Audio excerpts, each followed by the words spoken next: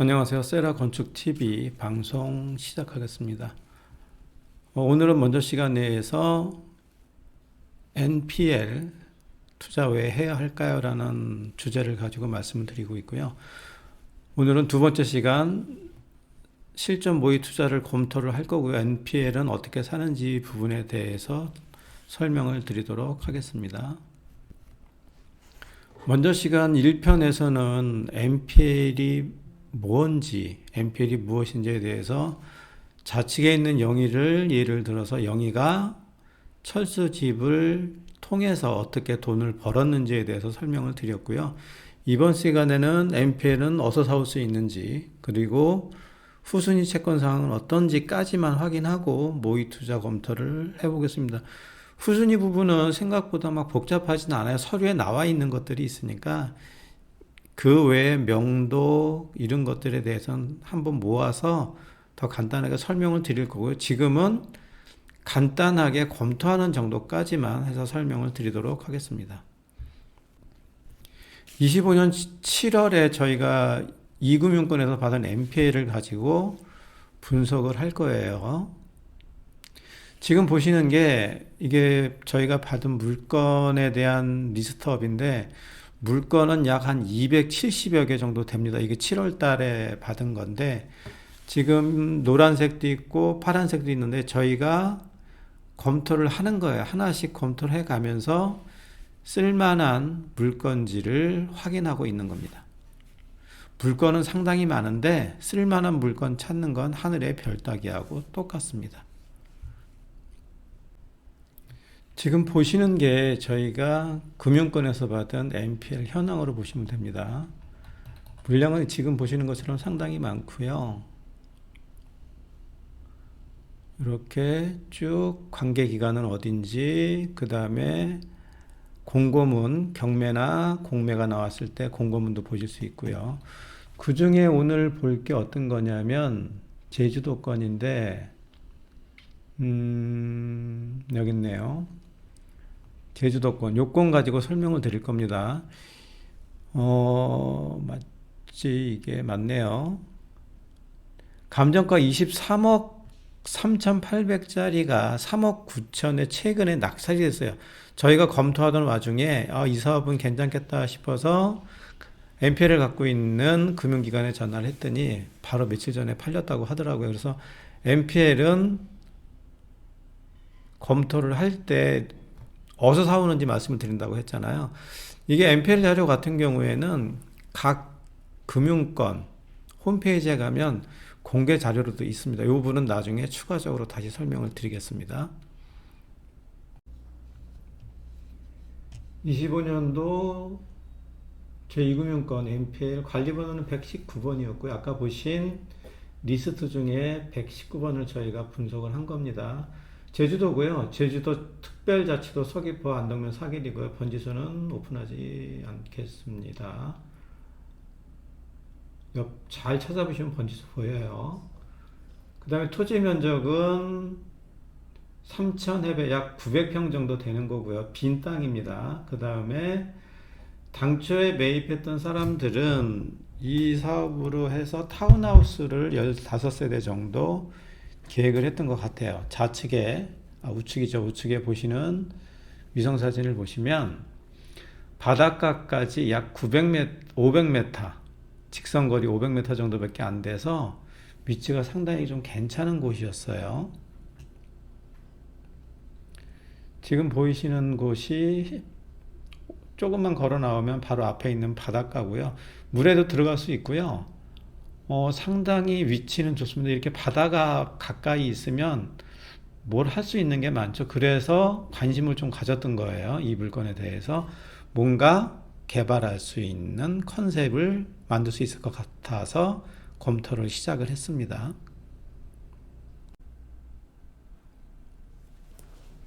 그래서 이 부지를 어떻게 개발을 할까라고 생각을 해봤는데 이 부지는 계획관리 지역입니다.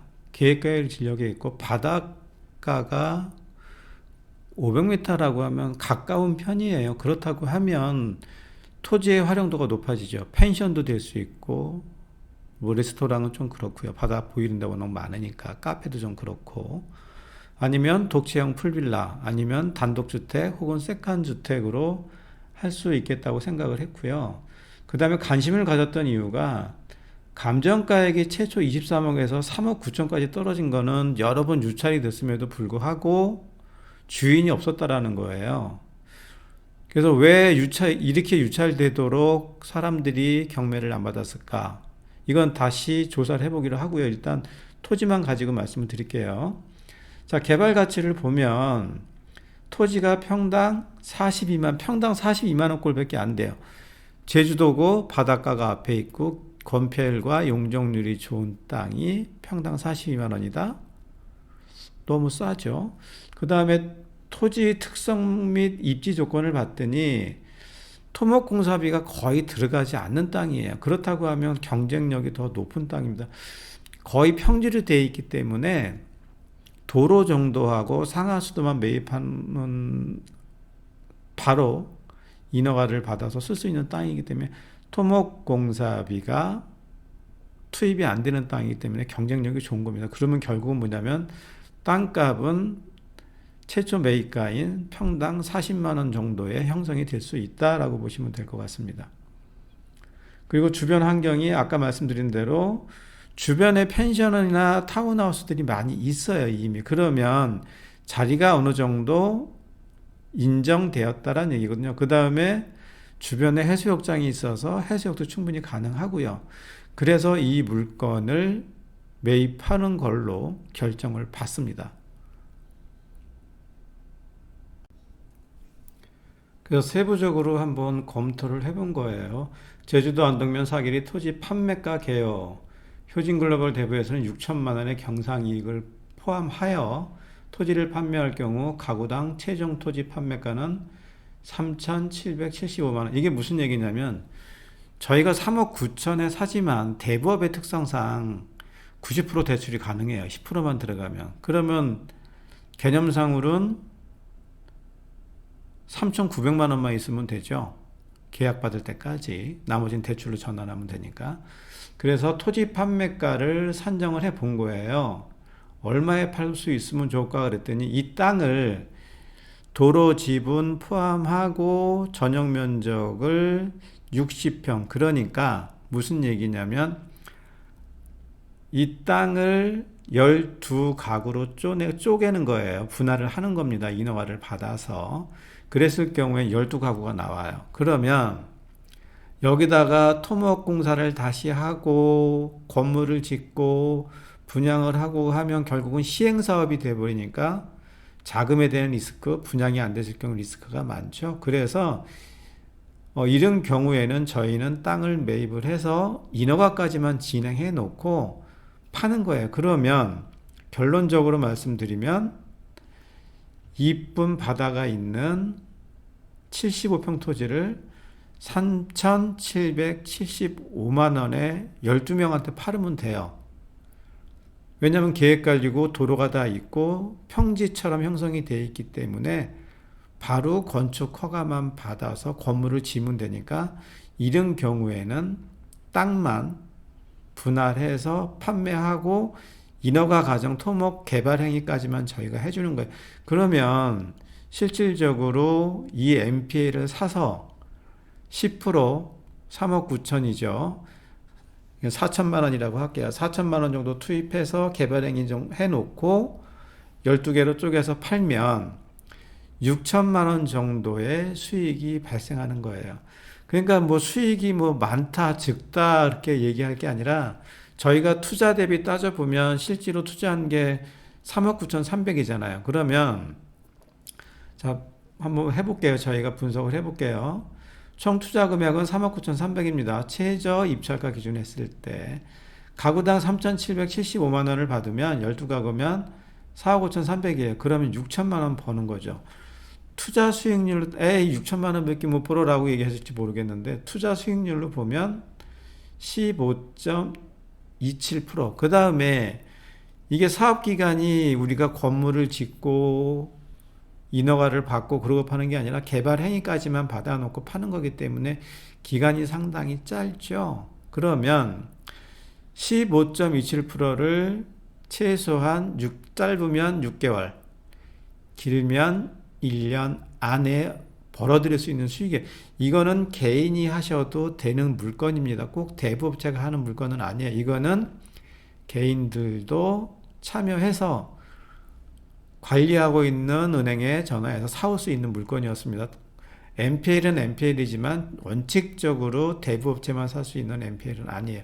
그러면 결론을 말씀을 드리면 이런 물건들을 찾는 게 쉽지는 않아요. 그래서 이런 물건들을 찾는 것도 중요하지만 얘를 어떻게 매각할 건가가 중요합니다. 근데 이 땅 같은 경우에는 주변 환경이 좋았고 바닷가 앞에 있었고 평지니까 토목공사가 별도로 필요 없고 기반시설이 좀 갖춰 있어서 이거는 사야겠다라는 생각이 들었어요.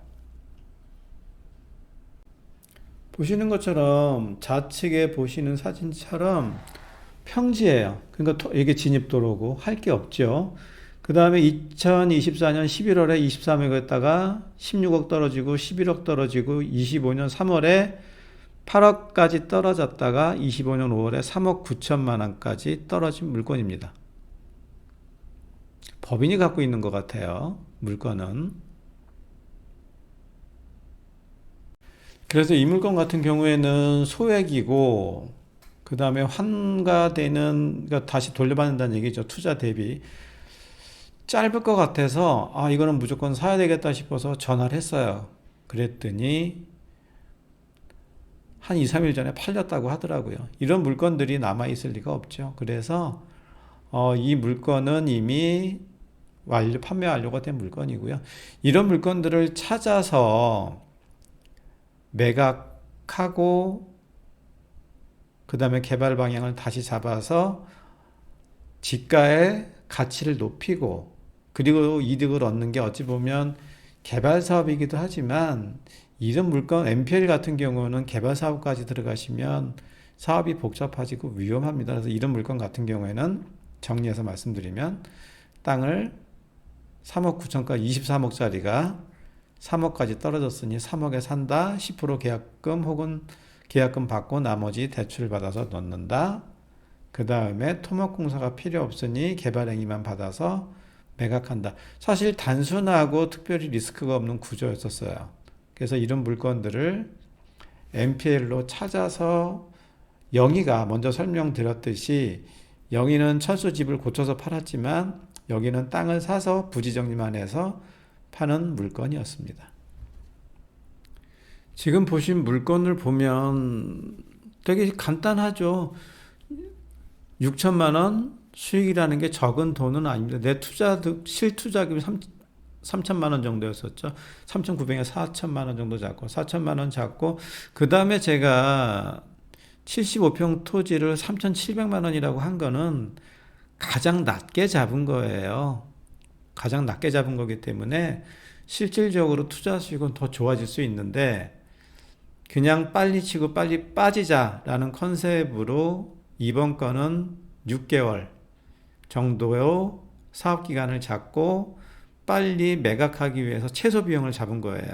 근데 이제 여기서 욕심을 부리면 아니야 난 한 2억 벌어올 거야 라고 하면 장기간 갖고 계실지도 몰라요. 그래서 욕심을 버리는 게 중요하고요. NPL 투자의 시작은 철저한 검토와 많은 공부가 필요합니다. 오늘 강의는 여기까지고요. 오늘 말씀드린 거는 NPL을 어떻게 사는지, 그 다음에 사는 게 중요한 게 아니라 얘를 어떻게 어떤 식으로 팔 것인지가 중요합니다. 이 건 같은 경우에는 기본적으로 토지 부분을 볼 수 있는 어떤 기술적인 면도 좀 갖고 계셔야 되고요.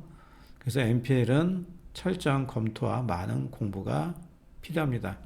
시청해 주셔서 감사합니다. 구독과 좋아요 잊지 말고 꼭 눌러주세요.